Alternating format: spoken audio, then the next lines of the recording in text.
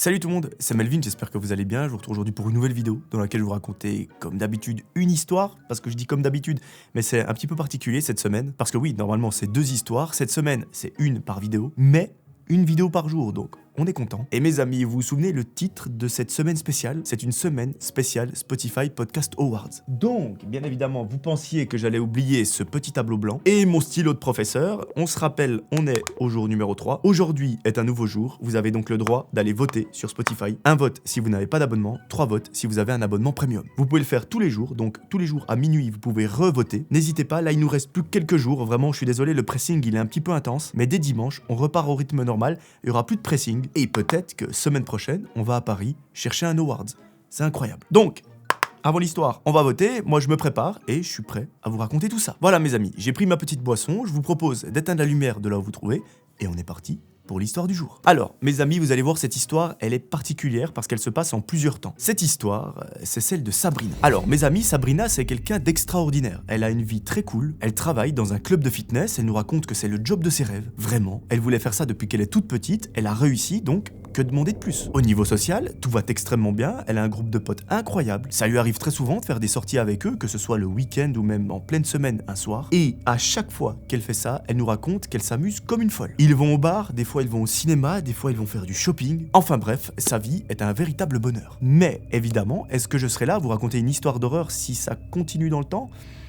Je pense pas. Mais bon, on va découvrir le pourquoi du comment très rapidement. Pendant plusieurs semaines, notre amie Sabrina, elle est refaite. Elle nous raconte qu'elle va au travail, elle prend un plaisir énorme, parce que déjà, c'est un travail extrêmement varié. Elle fait pas que des programmes de sport pour des gens, elle doit s'occuper de la salle, de faire des commandes de compléments alimentaires, etc. pour faire des stocks. Elle doit aussi gérer l'entretien des machines, faire un petit peu d'administratif. Donc bref, c'est extrêmement varié. Étant donné que parfois sa mission, c'est de gérer les stocks de compléments qu'il y a dans le fitness, eh bien, ça fait qu'elle doit interagir avec des fournisseurs, des livreurs, etc. Et justement, mes amis, notre histoire commence un jour lorsqu'elle est en train de travailler. Elle est au comptoir, etc. Elle accueille un ou deux clients et tout à coup, il y a une personne qui arrive. Cette personne, elle n'est pas là pour aller faire du développé couché ou des squats. Pas du tout. Elle est là pour amener une livraison. Cette livraison, c'est des protéines en poudre qu'elle doit remettre dans les stocks. Sabrina, elle voit qu'elle a quelques clients à gérer, à accueillir, etc. Du coup, elle dit au livreur, attendez, je vais vite voir ma collègue, si elle est là, comme ça, elle peut s'occuper de vous. Elle va dans l'arrière-salle, mais malheureusement, sa collègue n'est pas là. Bon, Sabrina dit au livreur, patientez juste quelques minutes, je m'occupe des clients et je suis à vous. Le mec dit pas de soucis et il attend patiemment. Jusque-là, vous allez me dire,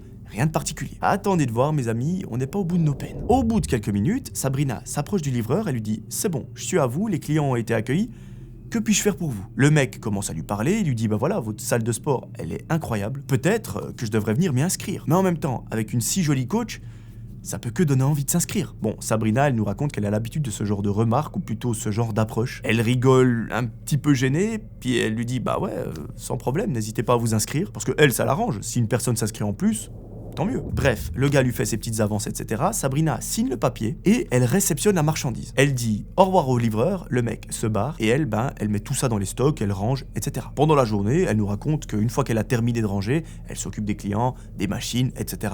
Vous connaissez la chanson. En fin de journée, elle plie ses affaires, elle rentre chez elle, et sa soirée se passe merveilleusement bien. Elle regarde sa petite série, elle se fait à manger, et elle va se coucher. Le lendemain, à midi, elle doit partir au travail. Elle se fait un petit truc à manger, elle se prépare, et au moment où elle est prête à quitter l'appartement, quelqu'un sonne à la porte. Bon, Clara, elle n'attend personne, c'est bizarre. La seule personne qui pourrait potentiellement venir sonner, c'est le facteur. Elle va ouvrir la porte, et là, malheur, c'est le livreur de la veille. Évidemment, il la reconnaît, il lui dit « Ah, bonjour, ça me fait plaisir de vous voir. Aujourd'hui, vous êtes encore plus belle qu'hier, donc vraiment, je suis trop content de venir vous livrer quelque chose. » Sabrina, elle est toujours un petit peu malaise, elle lui dit ah ouais, moi aussi ça me fait plaisir de vous voir, j'imagine que vous avez quelque chose à me livrer. Et le facteur lui dit, bien évidemment, j'ai un colis plus une lettre, il faut juste me signer ce petit papier et tout bon. Sabrina le signe, le mec lui donne ce qu'il doit lui filer, et normalement, il est censé se barrer.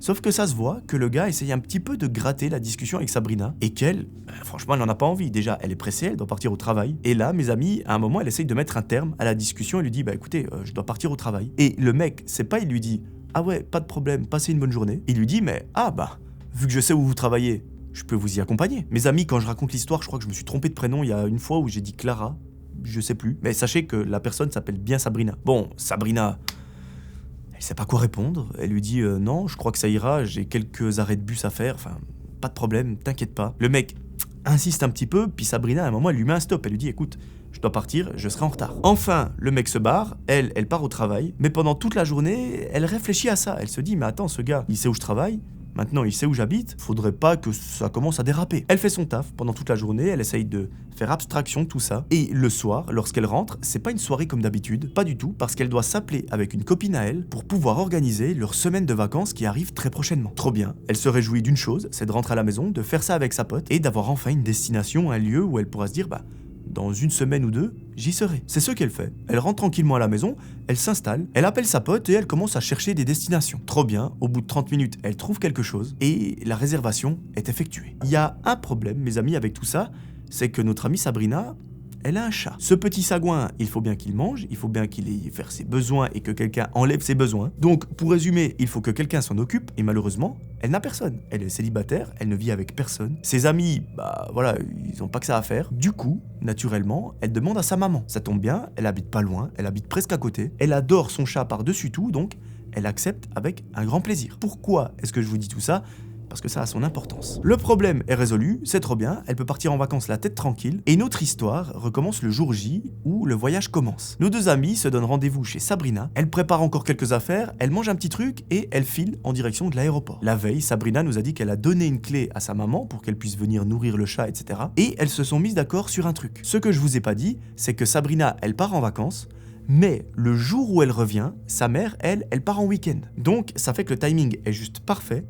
Du coup, sa mère lui a dit, écoute, le jour où tu reviens, je pense qu'on n'aura pas le temps de se croiser. Donc, ce que je vais faire, c'est que je mettrai ta clé sous le paillasson, comme ça, bah, tu la retrouves. Sabrina lui dit, parfait, ça me convient très bien comme ça, et tout va bien. Du coup, vous l'aurez compris, Sabrina est en vacances, sa mère s'occupe du chat, et un fameux jour, au milieu de la semaine, lorsque sa mère est en train de le nourrir, quelqu'un sonne à la porte. Tiens, qui est-ce que ça peut être ?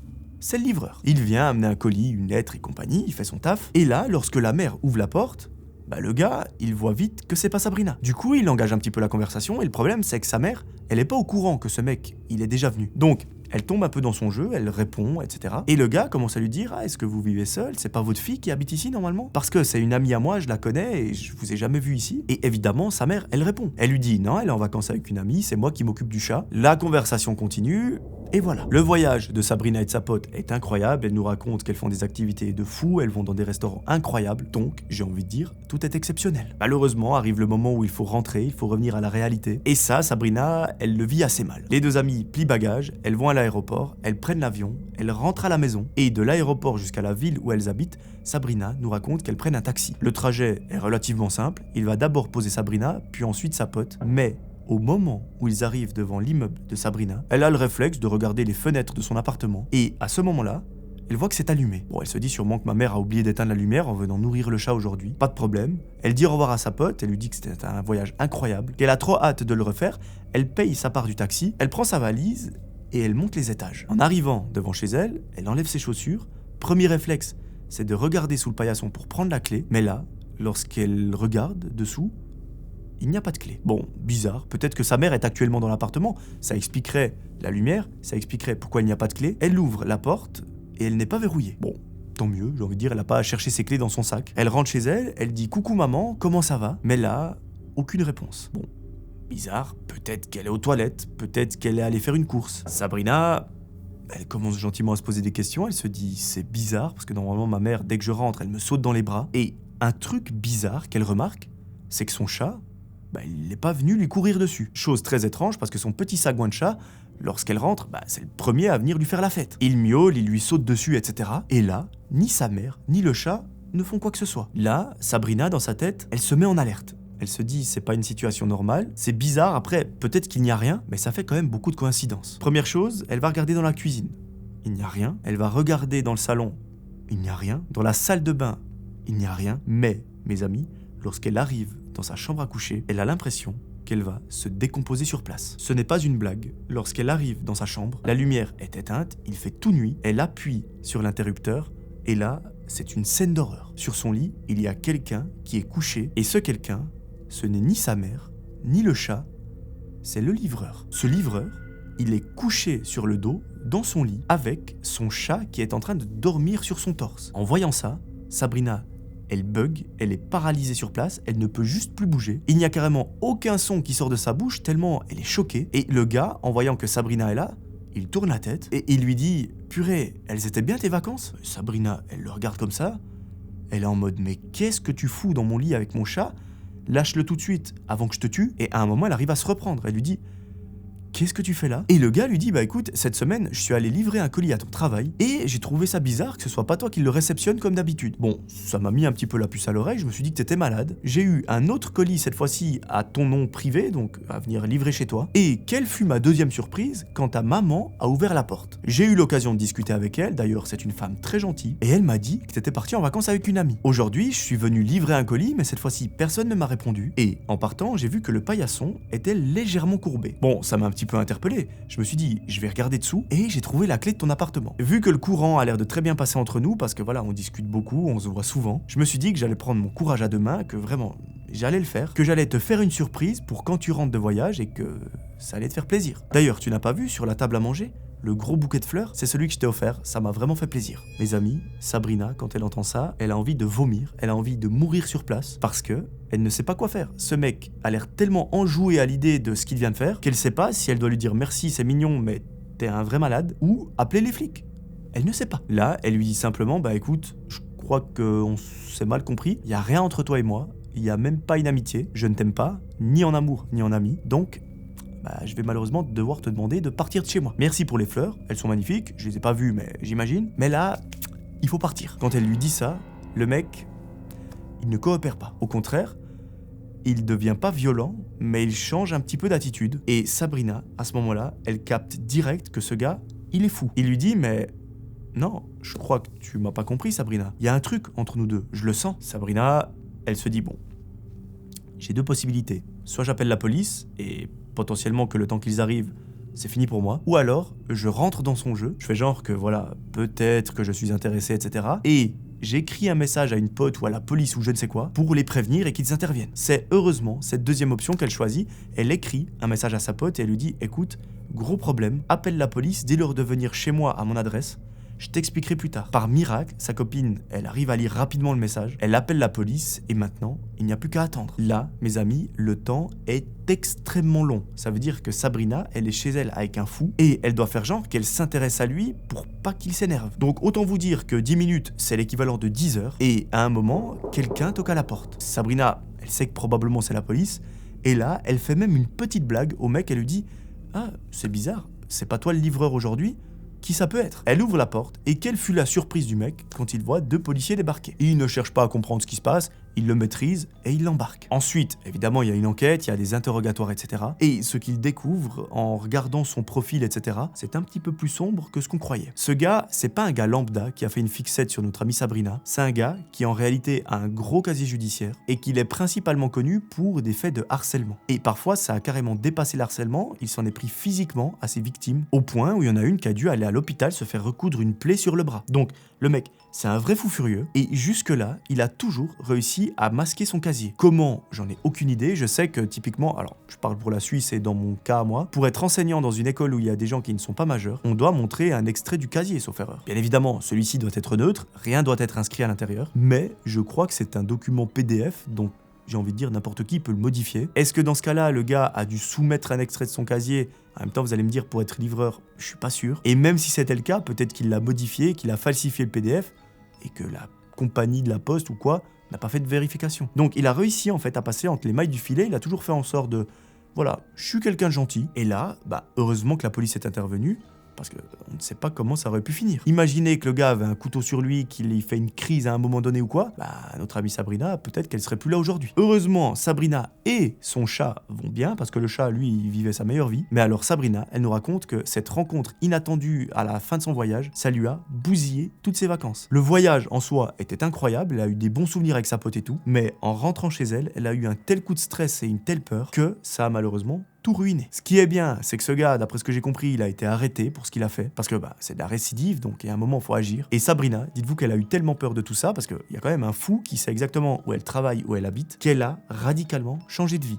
Elle a quitté son taf, elle travaille maintenant dans une autre salle de sport, et surtout, elle a déménagé. Entre-temps, elle a rencontré l'amour, elle vit avec son copain, donc potentiellement que ça facilite aussi un petit peu les choses. Si elle part en vacances avec une copine, son copain est à la maison, et s'il y a un livreur qui décide de s'incruster, 2 coups de poing et on n'en parle plus. Tout est bien, qui finit bien, j'espère que cette histoire, elle vous a plu, j'espère qu'elle a été intéressante. Moi j'ai trouvé cool parce que, en soi il n'y a pas grand chose qui se passe, mais on apprend un peu la vérité à la fin, parce que pendant l'histoire on se dit, ok elle va en vacances, qu'est-ce qui peut bien se passer? Et au final, on se rend compte qu'il y a un mec chelou chez elle, enfin c'est hyper bizarre. Personnellement, je ne le souhaite à personne, si je peux vous donner un conseil, peut-être que la maman aurait dû garder la clé sur elle, lui rendre 2 semaines plus tard parce qu'elle n'en a pas besoin tout de suite, plutôt que de la laisser sous le paillasson et que le livreur s'en rende compte. Et d'ailleurs, je me suis posé moi-même la question l'autre jour parce que j'ai laissé une clé derrière ma porte et effectivement, le paillasson, il est plat, puis à un moment, ça fait une bosse.